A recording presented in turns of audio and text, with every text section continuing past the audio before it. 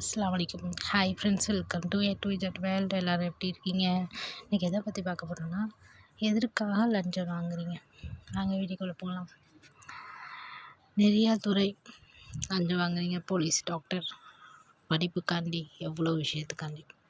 எல்லோரும் கூட பிறந்தவங்களா உங்களை நினச்சி கேட்குது. தயவு செஞ்சு இனிமேல் அந்த மாதிரிலாம் வாங்காதீங்க. கஷ்டப்பட்டு உழைச்சி சம்பாதிச்சிருப்பாங்க. காலையிலேருந்து நைட் வரைக்கும் உழைக்கிறாங்க எவ்வளோ பேர். அவங்கள்ட்ட லஞ்சம் வாங்குறீங்க.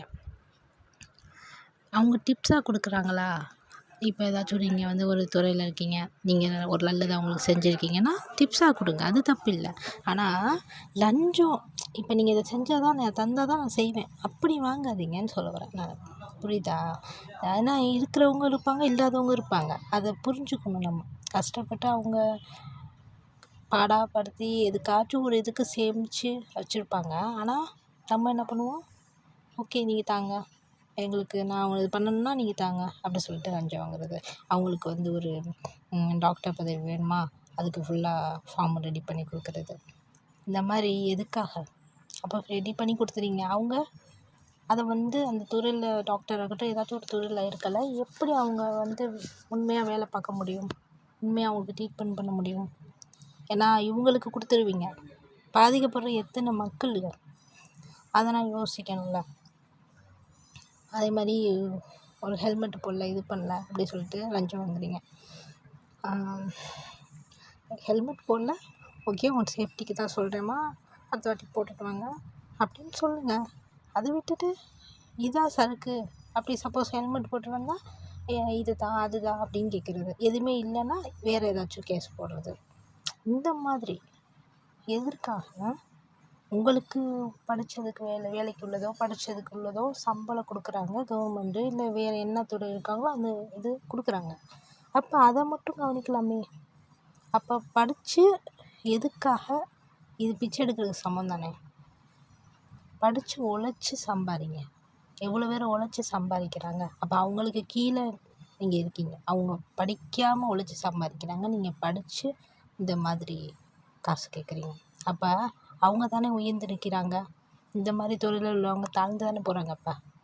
அப்புறம் எதுக்கு 2 லட்சம் 3 லட்சம்னு வச்சு படிக்கிறதுக்கு காசு செலவு பண்ணி படித்து அதுக்கப்புறம் இந்த மாதிரி வேஸ்ட் பண்ணுறீங்க? கொஞ்சம் சிந்திச்சு பாருங்கள். எல்லா துறையுமே சரி, நான் எதுவும் தப்பாக பேசலை. இந்த மாதிரி சில பேருனால நிறையா பேர் பாதிக்கிறாங்க. ஒரு சில போலீஸுன்னு, சில டாக்டர்ஸ், சில பதவியில் உள்ளவங்க யாராக இருக்கட்டும், அதுக்காக சுற்றி இருக்கிறவங்க எவ்வளோ பேர் பாதிக்கிறாங்க. கொஞ்சம் சிந்திங்க. உங்கள் வீட்டில் உள்ளவங்க எப்படி பாதிச்சா எப்படியும் அது மாதிரி தான் மற்றவங்களும். ஓகேவா? இனிமேலும் அந்த மாதிரி வாங்காதீங்க. ஏன்னா உங்கள் பிள்ளை உங்களை பார்த்து தான் வளரும். ஏன்னா சுற்றி இருக்கிறவங்கள பார்த்து அதுக்கப்புறம் தான் ஃபஸ்ட்டு ஒரு தாய் தகப்பன்தான் அந்த பிள்ளை எடுத்துகிட்டு போகும் எல்லா விஷயத்தையும். ஒரு தாய்க்கு தகப்பன் யாருன்னு சொல்கிறது ஒரு தாய் தான் பிள்ளைகிட்ட. அப்போ இவ்வளோ நடக்குதுன்னா யார் இது?